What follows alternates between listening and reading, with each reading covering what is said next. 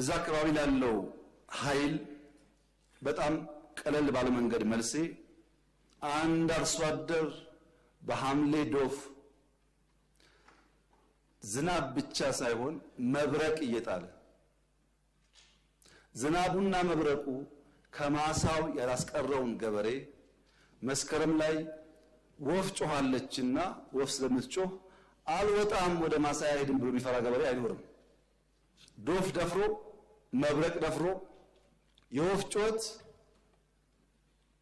ሲሆን እንደ ሙዚቃ ያየው ይሆናል እንጂ የወፍ ጮትን ፈርቶ ከማሳው አይከለከልም አይቀርም። የዚህ መንግስት ታሪክ ይኸው ነው። አሁን ያለው ድምጽ እንደ ወፍ ድምጽ ነው።